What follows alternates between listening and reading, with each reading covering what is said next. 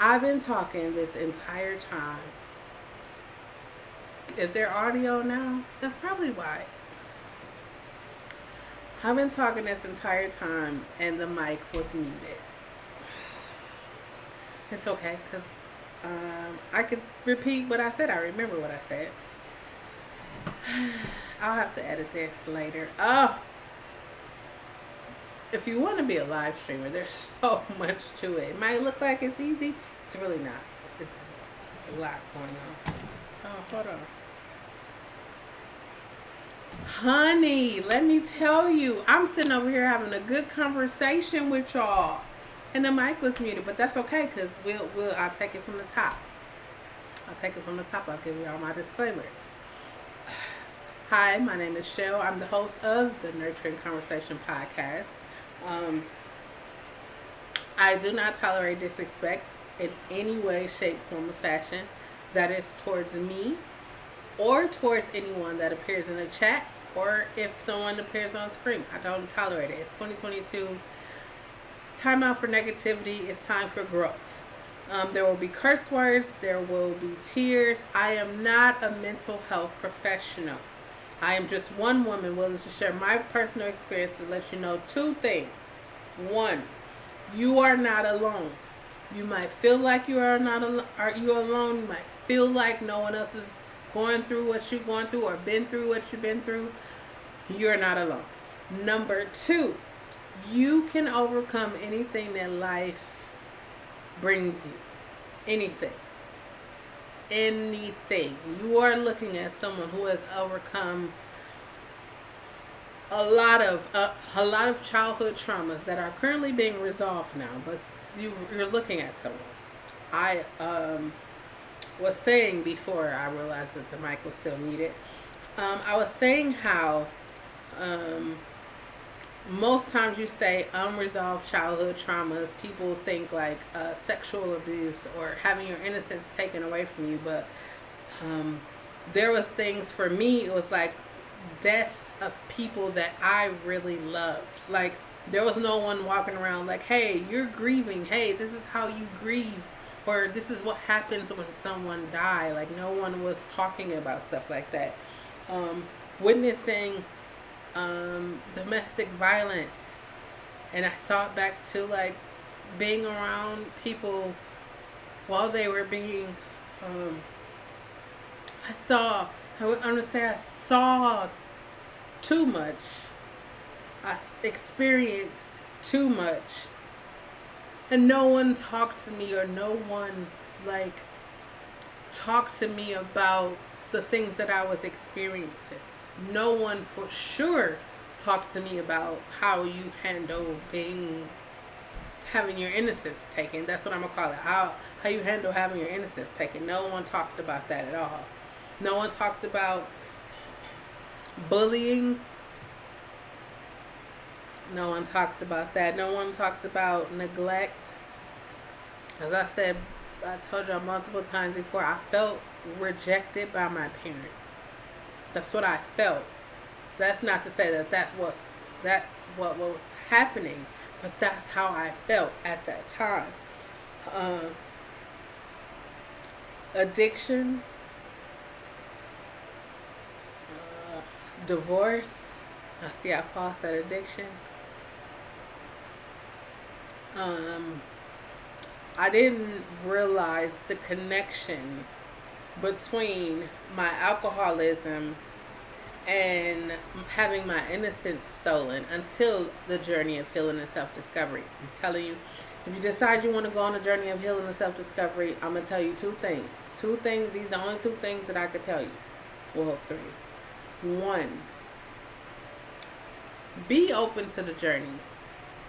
I know you probably like, you could say that for the end. No, I'm going to tell you this right now just in case you click off. One, be open to the journey. It's going to take you some places you probably like, I'm never going there ever again. It happened. I'm not going to go there. Be open to the journey. Two, be honest with yourself. Be honest with yourself. You know how you feel. You know what you think. Be honest with yourself. Who cares whether people agree with you or not? Be honest with yourself. And number 3, pay attention. I need to write this down. Be open. Be honest. Pay attention. Those have been the greatest things that I have discovered on this journey of healing and self-discovery. When I said I want to get rid of every fucking thing that I've been holding on to for 40, actually I was like 30 when I started going to therapy, but in my 40s I solidified it. I don't want to carry this around anymore. It's heavy. I don't need to carry that around. The first place I stopped was when I was 8, when my life got flipped upside down, and I literally was transported to the exact moment when the moment it happened. Like, I smelt the smells, I had that feeling. It was so real for me. And in my mind, I'm like, okay, what am I doing? Why am I here? Why do I have to come back? Remember, I told you, be open. I'm like, I got that little nervous feeling. I literally went through all of those feelings at the same time. And then that was when I told myself that I was sorry. I'm sorry because I thought that I could protect you. I thought what we were doing, meaning me and myself, I thought what I was doing was protecting me. But I wasn't protecting me. That wasn't my job. I was just supposed to be a child and live. And now I have to fight off adults. And that made me be super hot. My protective sense was really high when it came to adults. I didn't realize this until like as recently as the beginning of this week. Like, I did not give a fuck about authority figures. I did not. And I say did in past tense because I have respect and understanding now. But at that time, I could care less about an authority figure. I don't care if people, older people be like, I was respectful, especially to my elders, like my grandmother, like my elders, I was respectful. But outside of them, I didn't give a fuck about you. I didn't care. You only gonna talk to me or try to get me to, hey, come ride here with me. Because in my mind, that's what happened. That's when those things happened to me. Going with adults that I was a child. You should know how to get to places by yourself. And I thought to myself, like, I never felt protected when I was younger. I never felt protected. And for me, a lot of the protection, not feeling protected, because I know that the people that, like my grandmother and my uncles, I know that they would have protected me. But when the things was happening to me, the person that was doing them was saying things like, your mother knows what's going on. My mind was like, what the fuck? What are you talking about? How could she know this and then she doesn't do anything about it? And then I started seeing other people like coming forth like, hey, yes, this happened to me. And then I saw what they would do to the people who said this happened to them. And so I was like, I don't want that to happen to me. So what did I do? I just stopped talking. Stop talking about it. If everybody already know what's happening, why do I need to talk about it? And then I began to I think I call it disassociate. I thought that's the word I'm saying. Like, I began to create a separate thing from that happened to me. It's like real life. It happened to me. And whenever it would happen, I would realize I just poked myself in the eye. I realized that I would always be somewhere else. It was so easy for me to detach and just, it was so easy. When I think about it like now, and I think about other things that I was doing in my life, and it was like, oh, it was so easy for me to do that. It was so easy. Like, I've thought about, like, when I would date people, it was so easy for me not to call you back. It was so easy. Like, I could have liked you. I could have really liked you and hung out with you and everything, kicked it all the time, but I wasn't gonna call you back. I realized a lot of the shit that I saw and experienced from my childhood. When I went to therapy and the lady was like, you have PTSD, and I was like, what the fuck is that?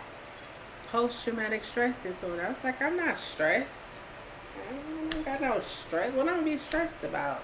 I can, my rent paid, I can go to the store anytime I want to. I'm thinking not about me. I'm thinking like, I ain't got no PTSD. What the hell?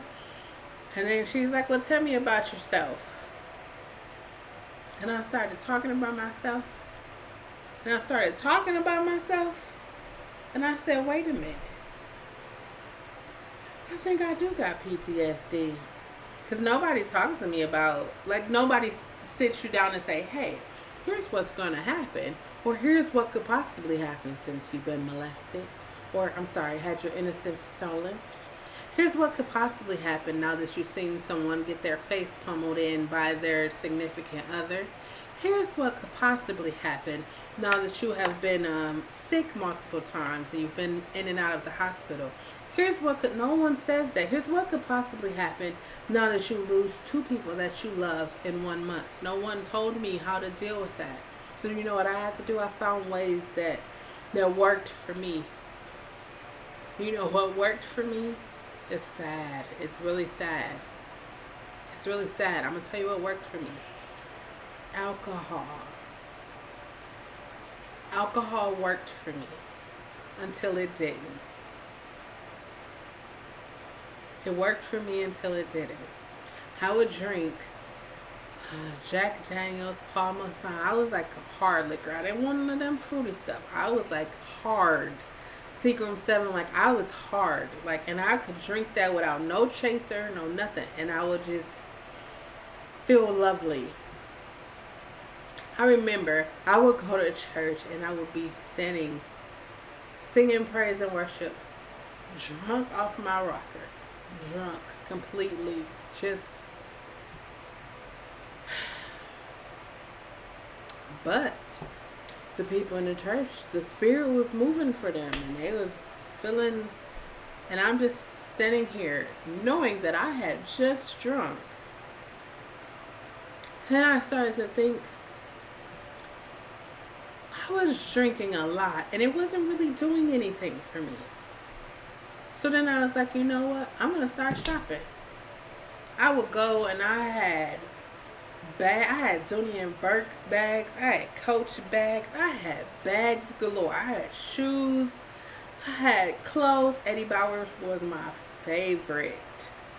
Oh, it was my favorite. Kind of still is, but it was my favorite. So I just went shopping. Anytime I felt sad or anytime I thought about the shit that happened to me, I went shopping. I went shopping and I was drinking and I was shopping. And then one morning I woke up and was just like, I'm tired. I don't know what it is about me when I get tired. When I get tired, I'm just over it. I don't want to do it anymore. That was with shopping. And I was like, I have a closet full of shit that I had Coach wristlets. All of that shit I didn't even wear. I just enjoyed buying, spending. I enjoyed that. It was like therapy. It was like therapy for me. And then I go to therapy, and I actually didn't sit on the couch when I went to therapy. That's like kind of weird because, you know, you see when you go, when I sit on the couch, I actually sat in a chair. It was a really comfortable chair though. Then I go to therapy, And they were like, so how do you cope with things? And I was like, what do you mean? Well, what do you do when you feel sad or when you feel angry or when those memories come up? I was like, I have a drink.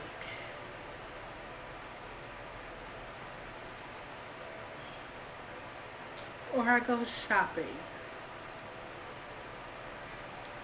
And she was like, you know that those are like coping mechanisms. And I was like, I don't know what the fuck a coping mechanism is. But okay, if that's what you say they are. And then I started to understand other mechanisms I use to cope with shit that I felt like. This is why I said we're not alone, right?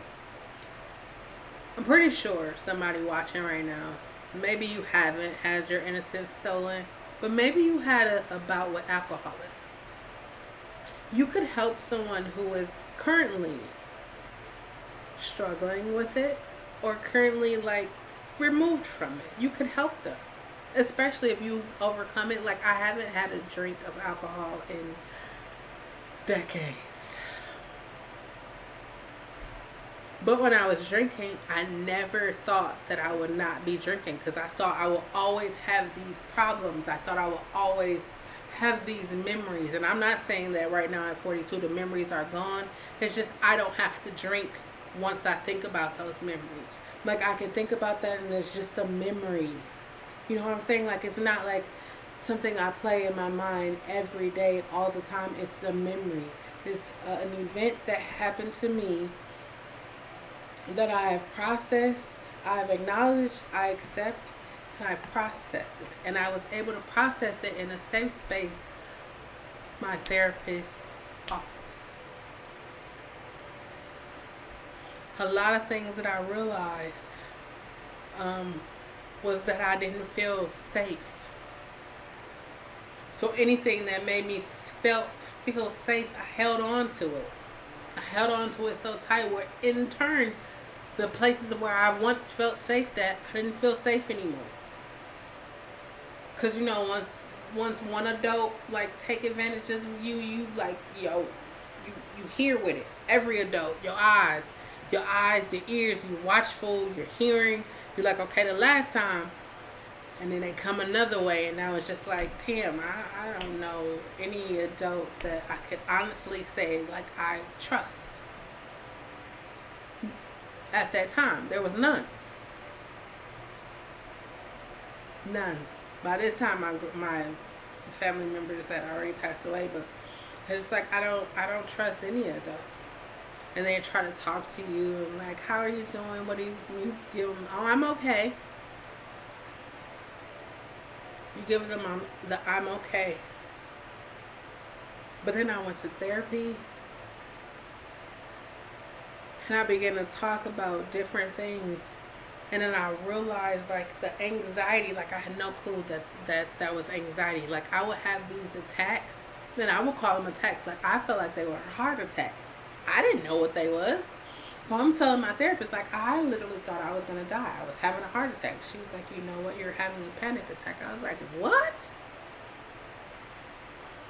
Yeah, I was like, and I would tell her every time it was so weird because every time I would smell like Nautica, Jupe, or Jordan cologne, like I would find myself getting anxious. Like I would find myself like, I would just be like that. And then she was like, well, what is your connection with that? And I was like, I don't know. I don't wear that stuff. And then the more I begin to like go back to my childhood, the more I was able to make the connections.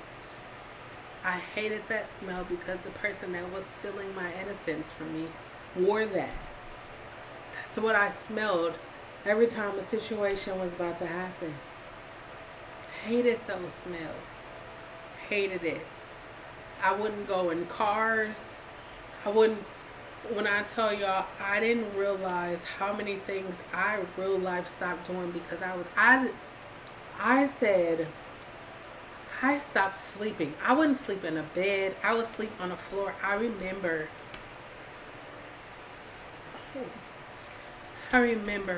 went to a sleepover, and I would walk across the person's floor to find the creakiest spot on their floor.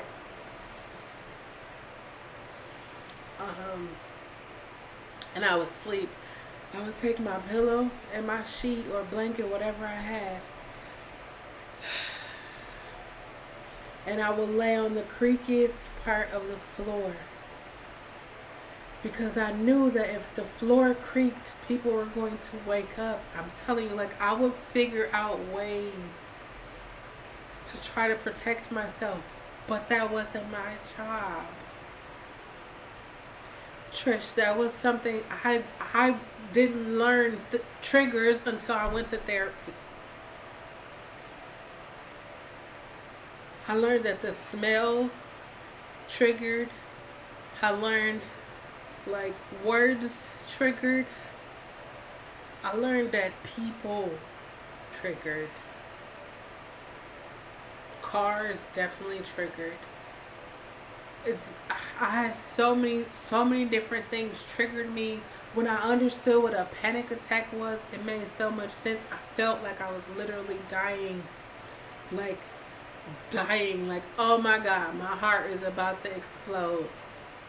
But I was just panicking because of the environment that I was in.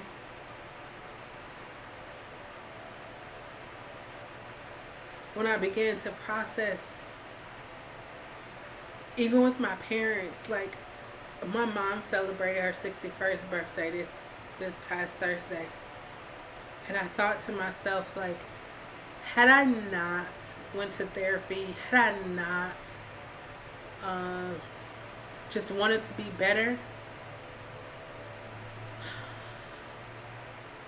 I realized, I'm telling you, Trish, when I say I realized all of that, like, I was just thinking, oh, I'm about to protect, I gotta protect myself. Since no adult in my life was going to protect me, I gotta protect myself. The person who was stealing my innocence, this is kind of why I feel like I had a thing with my mom too. Because the person who was stealing my innocence was telling me that my mother knew. And if they're doing this to you, and they're saying, like, your mom knows, and then they're like, hey, can so-and-so come and go to the store with me? Or can so-and-so come ride with me? And your mom's like, yeah. And so now it's like, wait a minute. So you do know what's going on. And so there was hatred, there because it was like, you're my mother. You're supposed to protect me from stuff like that. And then I started to think about, I was hating her because of something that was told to me while my innocence was being stolen. And then I spent so much time just like trying to like not make myself beautiful or attractive. When I tell y'all, like, I real life,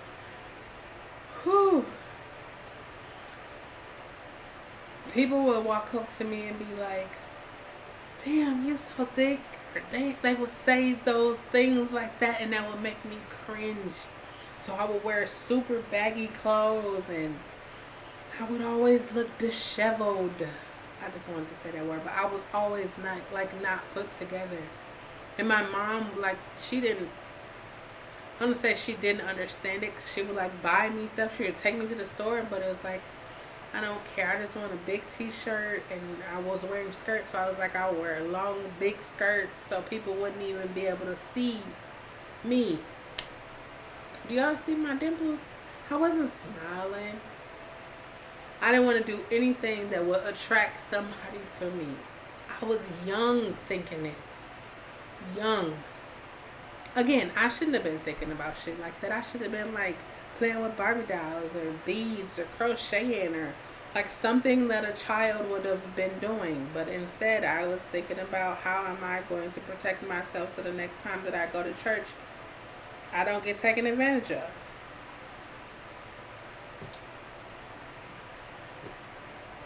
Then I started thinking about the relationships. Yeah. Yeah, that's exactly what happened. That's exactly what happened.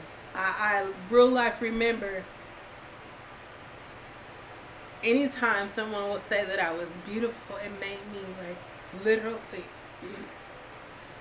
it made me literally sick to my stomach. Cause then I thought beautiful, and I thought, okay, now you're gonna try to do something to me. That was what I thought.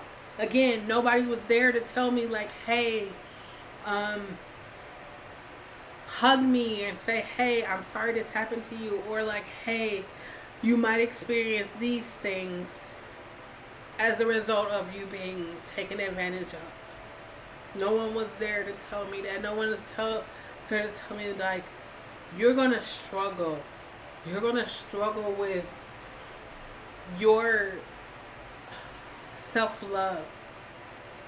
You're gonna struggle. You're gonna struggle with who you are because of those things. I wrote a whole poem about it. I may share it, or not may. I'm going to share it on my channel. But I wrote a whole poem about how all of those experiences destroyed me. And then not having someone to talk to about it. Like, you know, like people be talking about, girl, yeah, that happened to me. Or like you'll hear older people be like, huh, my innocence was stolen, but look at me. I'm doing fine. I'm doing great. We just gotta move on, move past it. And to me, I'm like, well, how the fuck did you move past it? Because I'm stuck. I'm real life stuck. This is why I be wanting to have nurturing conversations, because I know I'm not the only one that has experienced a lot of the shit, like child abuse, sexual abuse, mental abuse, emotional abuse. I remember being called out my name so much. I used to be called a tramp. Like, I had no idea what the fuck a tramp was, but I was called that all the time. All the time I was called that. And it would just be so hurtful. Like, how I don't know how that happens.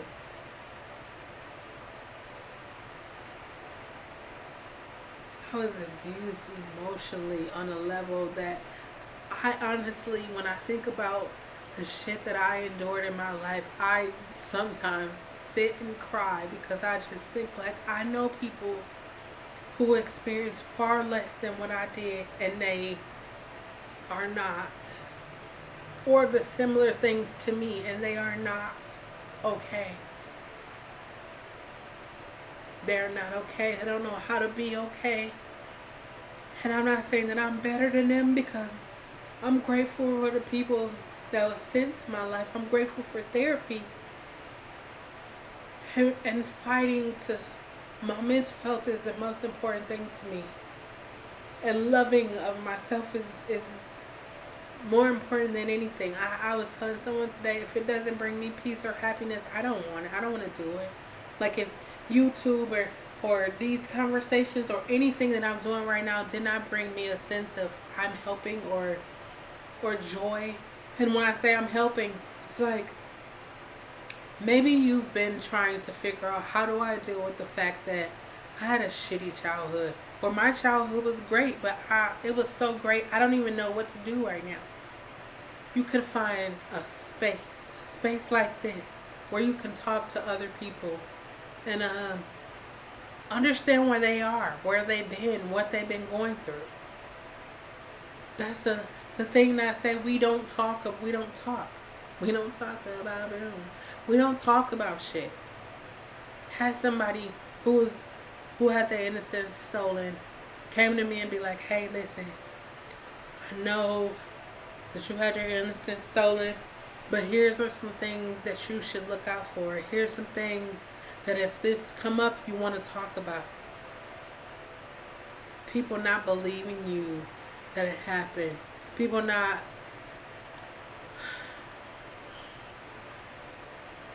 When I tell you, I went through the gambit of things. When I would, like, go out and I'll tell people I don't drink. They're like, hey, I'll buy you a shot, or here, get this drink, or do all that. I'm like, no, I don't drink. Now, one thing I did realize, I realized a lot of things, but one main thing I realized is like, peer pressure wasn't the thing for me. You couldn't be like, oh yeah, you should do this, and that wasn't the thing for me. I feel like, I said this before, but I feel like stubbornness saved me a lot of times. It saved me a lot of times. A lot of times it saved me. Hey, come and go here with me, and I'm just like, I don't want to go there. I don't want to do that. You know, I told my vocal therapist, I said, I hated the sound of my voice. Mainly because I was telling people what was going on and nobody did anything. So I made the decision, I'm going to stop talking because I'm not worth being heard anyways. Before I realized that the mic wasn't on, I said, I thought back to a relationship that I was in. And one of the things that I thought about while I was in that relationship was how they made me feel secure. They made me feel protected, like I was safe. They literally made me feel like that. Like I told them some shit that was happening to me, and that person stood up for me, and I looked at them and was like, ooh. You know, like, you come in, Rapunzel, let down your hair. It's like, oh, you gonna come and save me? It was that for me, like, ooh. And then I started to really think, like, is that the only reason why I was with that person? I mean, I love them. I do love them. Even I'm saying love, like I love them. But what else was I? And that's part of the reason why I talked about trauma bonds. But I just started to think about other situations in my life. Like when it comes to bullying, like you heard my first disclaimer. I don't tolerate disrespect. I don't tolerate bullying. I don't tolerate none of that because I understand. This is my opinion. I understand that people that bully are broken people. Either they have things going on in their household, or they have things going on internally and they don't know. No one has provided them with a resource on how to handle, acknowledge, and understand the emotions that they are feeling. You might be like, oh, you just an expert now. No, I'm not an expert, but I will tell you this. I do sit with my emotions. I sit with them. Sometimes you don't want to sit with them because sometimes it just be like, I'm going to be angry for this moment. I'm going to enjoy this anger. I used to be like that. Recently. Recently. But I was like, you know what? It's pointless to be angry. I began to understand. I began to think about the conversations I had. I began to think about the things that was shared to me, and I was like, it's pointless for me to be mad at you. It's pointless. I was just telling somebody, it was like, you know, in my younger years, I used to want to fight, but then it was like, well, what am I fighting for? Why? Why am I going to fight you? I used to say, so if somebody call you a bitch, right, you're going to fight them. And then while y'all fighting, y'all both tired, y'all both getting up, and then they call you a bitch, you going to fight them again? No, it's a no for me. It's a no. Unless you put your hands on me, then that's a whole nother story. But the likelihood of people putting their hands on me, yeah, I mean, hey. I just wanted to talk about unresolved childhood traumas and how they can affect your adult life. And I have a lot of people that I be around, they be like, that ain't affecting nothing. And then I just be like, let's talk. Let's have a conversation, right? So we start talking about something and I ask the question, why? You ever ask yourself why? You ever ask yourself, like, why do I attract these kind of people? Why do I tolerate the way that my boss treat me? Why do I? You ever ask yourself why? I think that was a really huge thing for me when I went to therapy. Like, she's like, why? And I was like, what you mean, why? Why? Like, Why are you friends with the person you're friends with? Why do you go to family engagements knowing you don't want to go to family engagements? Why does it make you angry when people don't listen to you? I used to I asked myself questions. I asked myself this question. I said, why? I told y'all, I don't know what day it was, but I told y'all there was this lady. I went to church today. I'll start there. I went to church today. Those of you who know me know I don't subscribe to organized religion. I'm not religious. I don't believe in God. It's a lot. But I went to church today. I felt compelled to go to church today. I went to church. I'm sitting there. The music is always good. They got good music. And then the pastor is speaking. And while she's speaking, it dawned on me. Like, I had another, aha. Okay, this is why I'm here. This woman saved my life. She didn't like perform CPR or anything like that, but she saved my life in a sense of her love and kindness saved me. So after the service, I went and I said, thank you. I said, because I don't know her in the form of a pastor. I know her in the form of a loving, kind lady. And so I was telling her, like, how she helped me. She looked at me and she was like, thank you, I needed to hear that. Now, I'm not saying that the good God, Almighty, Buddha, Allah, whoever your deity is, I'm not saying that they couldn't use anybody else. But today, I felt like it was me. Like, I needed to say that to her, and she needed to hear that from me. And that's something that I've been realizing about healing childhood traumas. Is before I was like, man, so and so needs to apologize. I need to say they sorry because they know what the fuck they did and blah blah blah.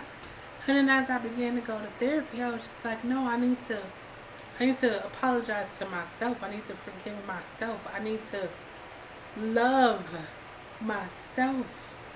Because if that person never apologizes to you, you still have to live.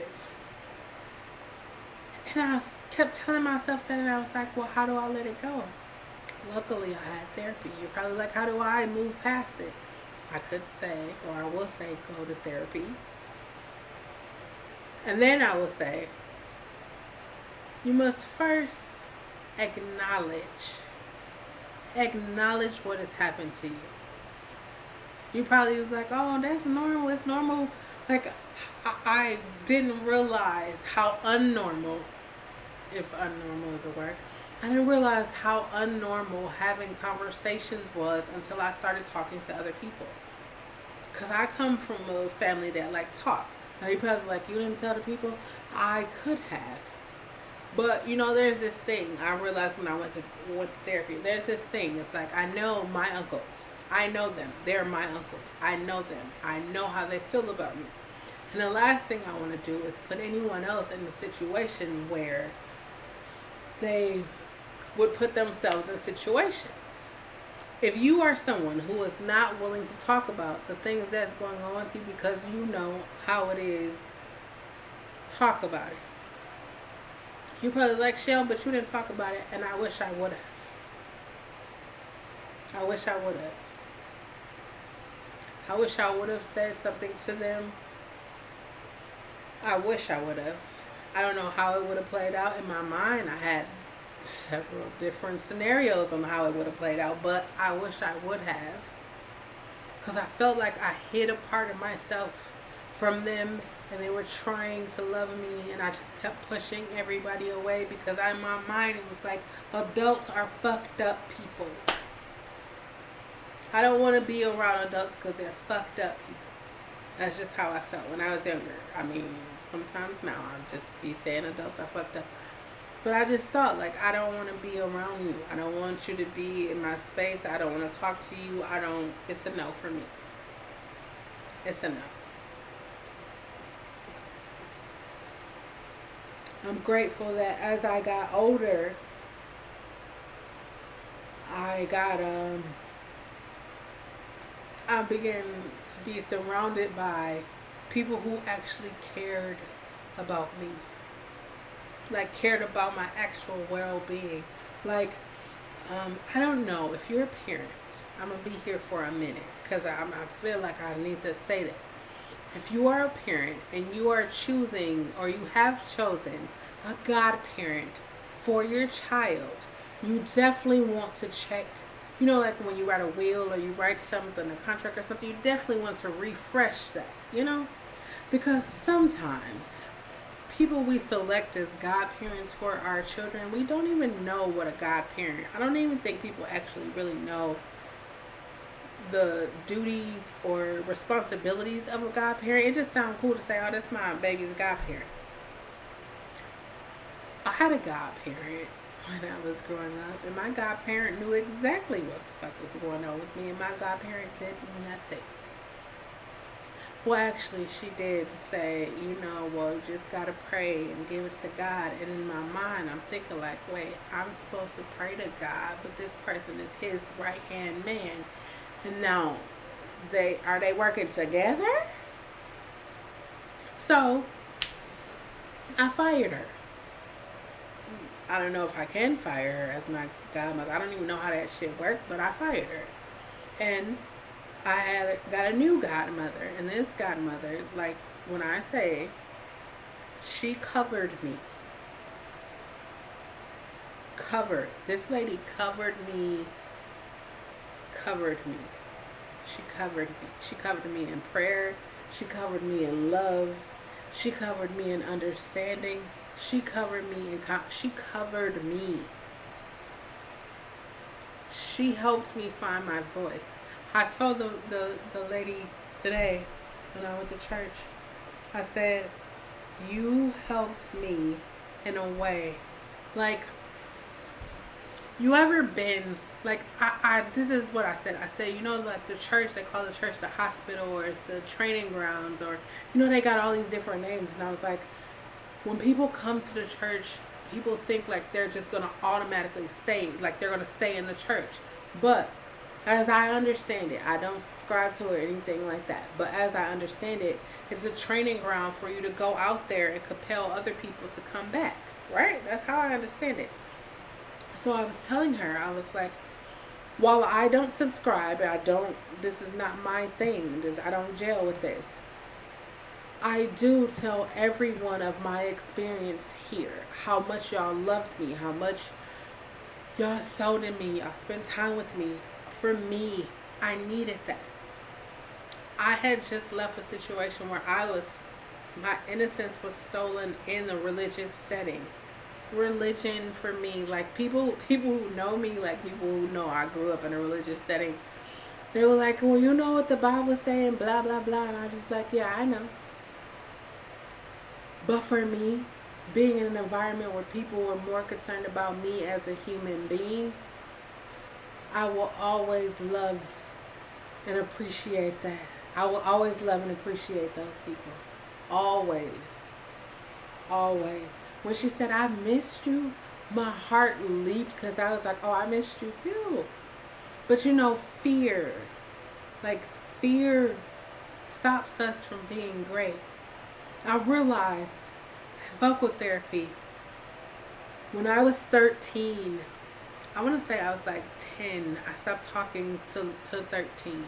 Like, I real life stopped talking. Like, if somebody was to stop talking today, people would probably get them help and say, wait, something's going on. I stopped talking, and nobody was just like, everybody was just like, oh, gotta make her talk, or she'll talk when she's ready. And like, nobody asked me what was going on or anything. So I realized I started doing different things. Look, I'm still staying on track right now. I started doing different things to get people to like get people's attention, you know? Like, I went from like not looking like anything to like, I don't know, when I hit my 20s, it was something different happened to me. I was still struggling with my childhood. I was still struggling with my teenage years. But then I began to like go outside of the cult that I grew up in. And it was just like, it was different. I be trying to explain it to people, but it was different. It was, I didn't have to wear long skirts. I didn't have to like, it was just different. I could be me.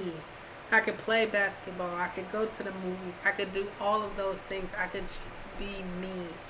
I didn't have to hide who I was. I didn't have to hide what I felt, what I thought. I could just be me. And then the more I spent time outside of the cult, I was just like, I have to get away. In my mind, I'm literally like, I have to get away. I have to find a way to get away. And one of my best friends passed away. And that for me was like the thing that I needed to walk away. I can't, it's too much grief. It's too much trauma. It's too much for me. I don't want to carry it anymore. I thought about all the stuff that the person that was doing things to me would tell me, like, shit, I should never know. I should never know people's secrets or deep, dark confessions. Like, I shouldn't know that, but that was that person's way of, like, trying to get me to let my guard down. And I'm feeling sorry, and I'm just like, oh, but I'm thinking about this now. I'm thinking about it now as an adult, but back then it was just like, oh, that's so sad. I'm so sorry. I'm so sorry you're experiencing that. And then next thing I know, it's like, and then I tell people I don't associate with money like everybody else. Here's why. When I was being taken advantage of, I was receiving numerous amounts of money. And when I was growing up, I just like, I don't know what to do. What am I supposed to do with this? Like, what am I supposed to do with this? And then, you know, when you get a little older, like in your teens, you're like, oh, I know what to do with this. So I started shopping. But now as an adult, I can say, like, that's why I don't, with money, I could give a two fucks about it. I know you needed to pay your bills. I know you needed to do all of that. But right now, I don't ever want it to be where I'm doing anything for money. Ever. I remember a time, like, I even sacrificed myself.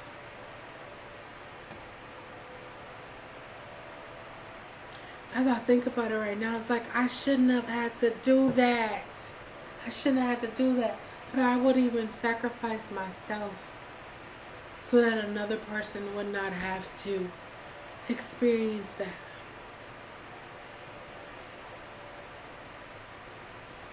I thought I was protecting them. I thought I was. I thought, like, okay, you know, you don't have to go because I'll do it because I already know what's going to happen. I'll do it.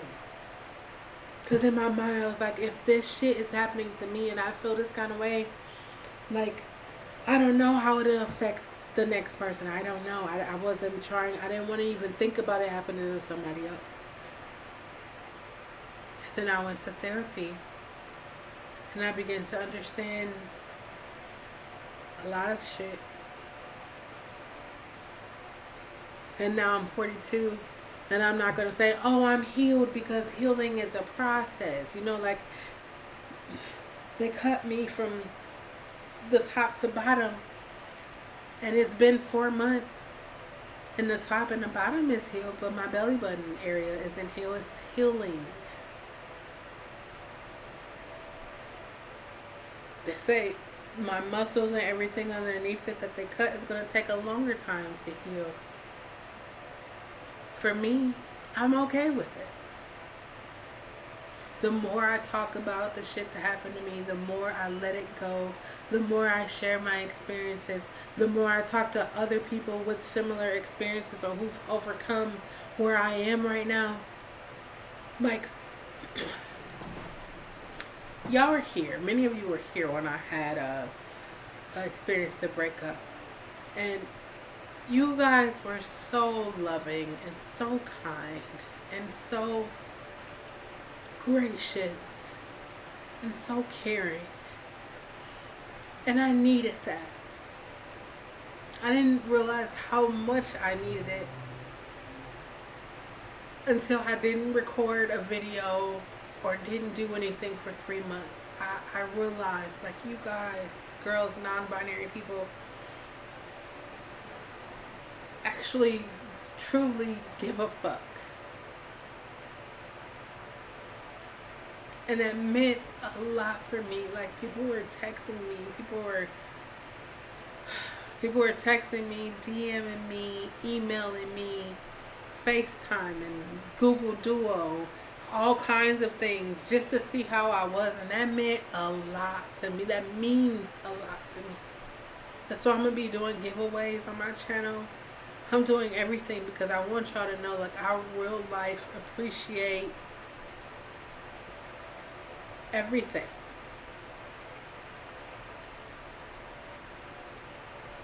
I appreciate everything. I real life, I wanted to, when I didn't record or do anything right, I will sit and cry and just think, like, man, I never even wanted to do YouTube like that. I never wanted to do YouTube. I did it way back, like, I looked like 15, 20 years ago. I was doing it just because it was a big thing to do 15, 20 years ago, and I was doing it. And it gave me an outlet, and I knew nobody would see me. Just like this Nurturing Conversation. I have a podcast. I don't promote it. I just come here and talk to y'all on Sundays at 7. And one of you beautiful people must have shared it with someone, because this someone contacted me and they said, what are you doing with the Nurturing Conversations podcast? It's a really good platform. You talk about really good things. Where would you like to take it?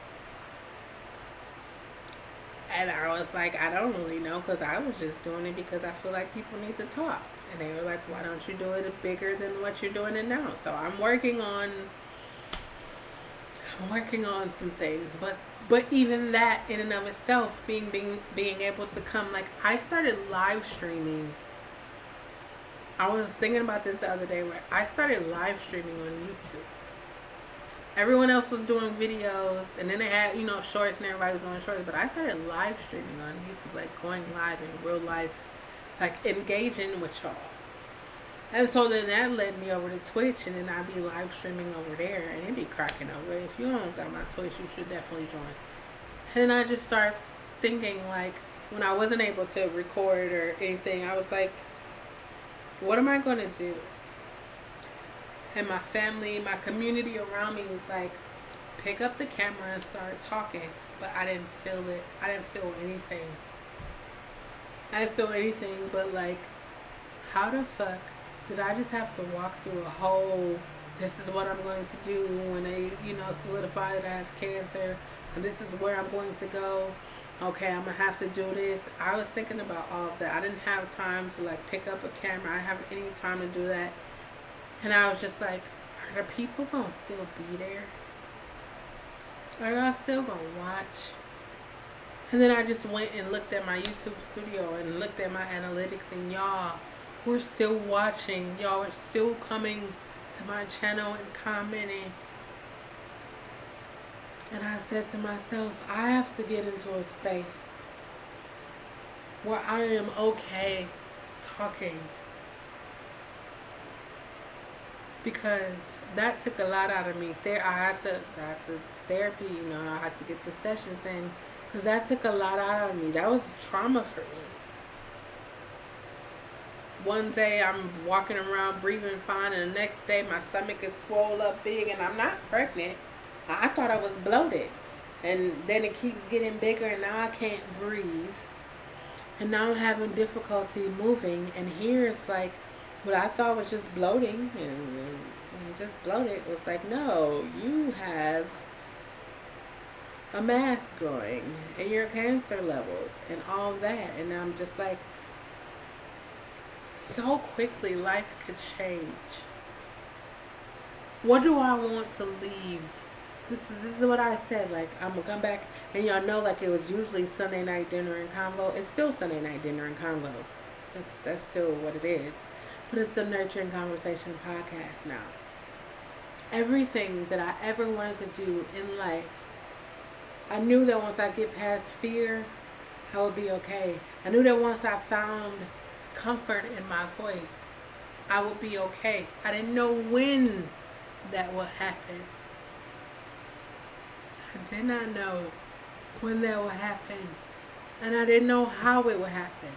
But I am grateful for the way that it happened, the time that it happened, and the ability to be here now. Tonight's topic was unresolved childhood traumas. I got a list of how you could overcome them. I don't want to say overcome because it may seem like you get over it, but you won't get over it because it'll always be a part of your life. That's like a part of your story. But how you could cope with them. Let me read them to y'all. Learn positive coping mechanisms. Self-affirmations. Setting boundaries has been one of the biggest ways that I've been able to, it helps once you resolve like a trauma, set a boundary right there. It helps. Recognize, feel, and understand your feelings. I'm going to say it again. Recognize, feel, and understand your feelings. Embrace your humanness. And a lot of times I feel like we forget that we are human. We will make mistakes. No one on earth and heaven, period, is perfect. No one. Having said that, we all make mistakes. Don't beat yourself up about it. Understand you made a mistake. Determine what you did wrong and move on from there.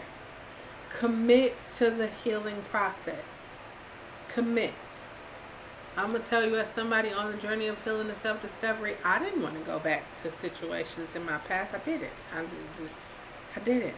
It seemed like life took me back there, and I literally felt like I was in that moment, and I understood in that moment. I understood. I didn't understand before, but I understood in that moment. And I began to forgive myself, because, people talk about forgiveness, and the first thing you think is, I got to forgive the person. I got to forgive my mama for beating me or calling me out my name, or my daddy for leaving when I was 6. No, you have to forgive you. You have to forgive you. Forgive you in the sense of, like, yes, you deserve to be loved. Yes, you deserve, but the number one person, you probably never heard this, maybe you have, the number one person that you want to be loved, or you should want to love you, is yourself. Because if you love yourself, then everyone else will love you. How do I know? The moment I started loving myself, I was able to openly receive the love that everyone else had already been giving me my entire life. Again, my childhood traumas kept me from that love. It kept me from experiencing a lot of shit. Just because it caused mistrust. It caused me to doubt a lot of shit. I used to hate, like, when people tell you they're going to do something, I never believed people. I never believed them, because, how many times people said they was going to do shit and didn't do it. Disappointment for me is just like, disappointment, abandonment, and rejection. Those was the ones for me. But now I'm 42. I feel like once you acknowledge, accept, and process it, and you're able to say, okay, this happened, now let me go this way. And if I see that again, I'm not going to run away from it, or I'm not going to be like, let me fight you. I'm going to be like, okay, listen, we've been here before. That situation happened to a situation like that happened to me. I was like, oh, I've been here before. They say nothing new. And the moment I did that, it was like it just went right on past me. But before I remember, or I'll be holding on, just like, oh, why? Now it's just like, I love myself beyond. I love myself enough to listen. You know, I'll be like, love yourself, know yourself, trust yourself. I love myself enough to listen. I understand listening to my body. Listening to that first mind, or whatever it is for you. I understand what that is. Because my body the entire time was trying to protect me. And I thought I was trying to protect me. So now we go on that odds with each other because we both trying to protect.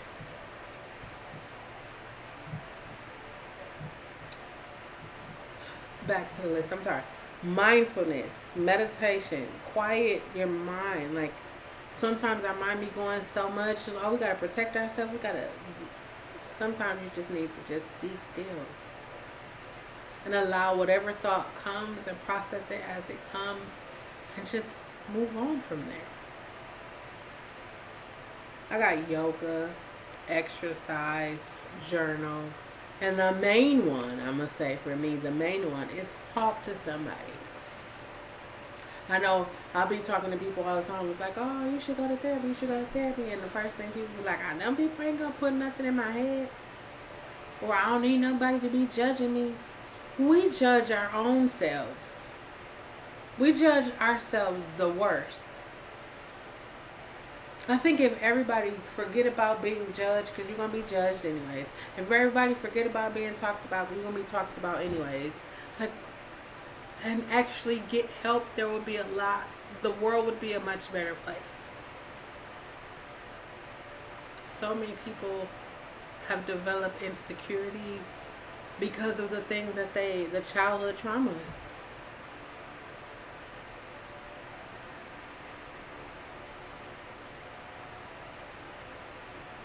I think it's time. If you've been carrying around hurt, if you've been carrying around traumas, if you've been carrying around anything that you feel is a burden to you, I feel like it's time to put it out. You're currently surviving a global fucking pandemic, monkeypox, Ebola, polio, all of those things.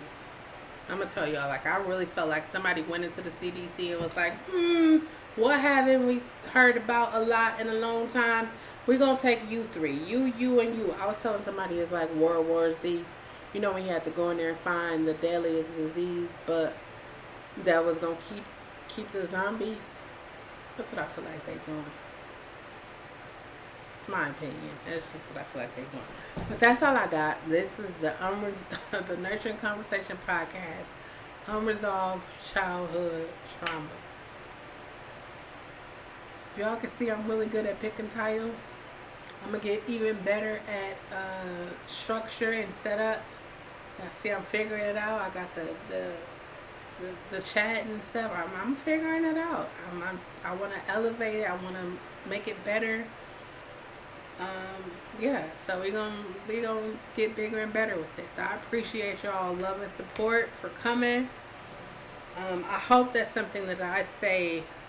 I was gonna say trigger, so I guess I say it triggers you to have that conversation, to ask yourself why, to go back to your childhood and talk about it. And then I'm gonna say, if you're a parent, right?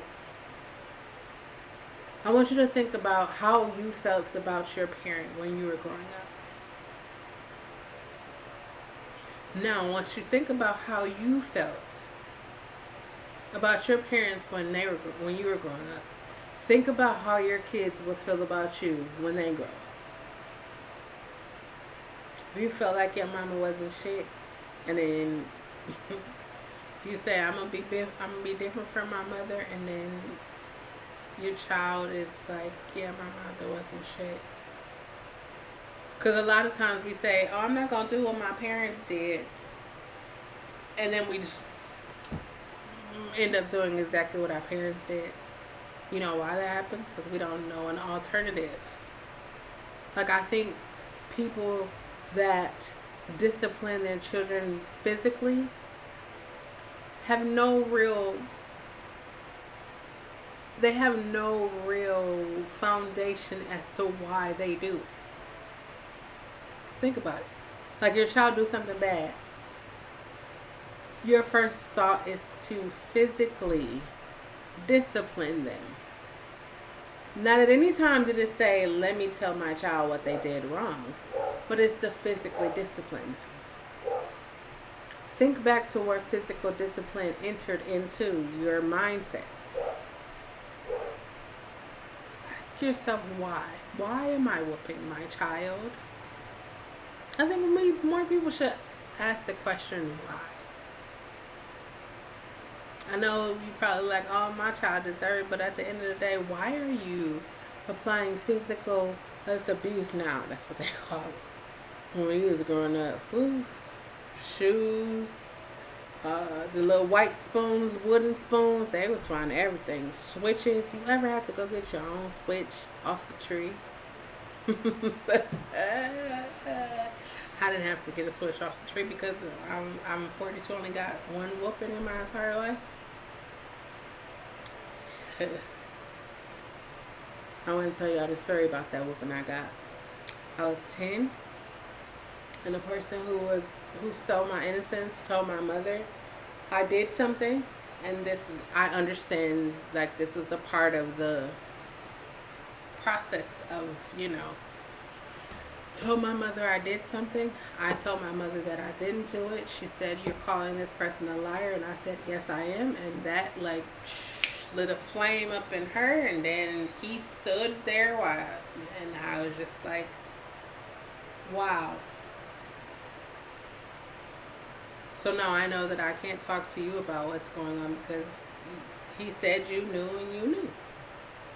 I'm telling you, right now at 42, I can look back at so many other situations and just be like, damn. When the realization of what, you'd be like, damn. Like, I realized the most recent relationship, I didn't cry because I kind of felt like it was going to happen, because I felt like I was telling somebody. I felt like I was like on different planes. We probably met. I know you probably like that. That doesn't. But I'm going to tell you how I felt it.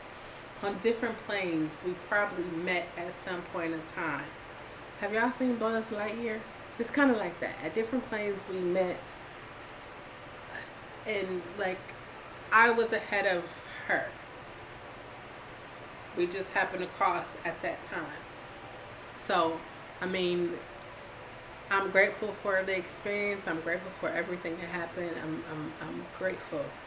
I'm sad the way it ended, but I'm grateful that it all happened because it sparked the journey of healing and self-discovery for me. It sparked me letting go of all of the bullshit that was keeping me stagnated, causing me to fear the greatness that I had on the inside of me. The childhood molestation that thought that I was going to be so broken down, so insecure that I wasn't going to find the beauty of me, that I wasn't going to find my voice and use it. I'm grateful for all of that. I hope that you find your voice. I hope that you use your voice. I hope that you know that the shit that happened to you wasn't like people equate what happened to them was meant to bring them down. No, it's actually to show you that you are stronger than anything that anyone tried to create in you. You're stronger than that. I realized, saying to myself, I did not realize how strong I was until I couldn't do anything. It was in my most weakest moment that I realized how strong I am. And for that, I will forever be grateful. But that's all I got. I appreciate you for coming and hanging out. This has been a Nurturing Conversation. This has been Unresolved Childhood Traumas on the Nurturing Conversations podcast. Just like I end everything, remember that it's important for you to use your words. Use your words. That is the only way that anyone will ever know what you are feeling and what you are thinking.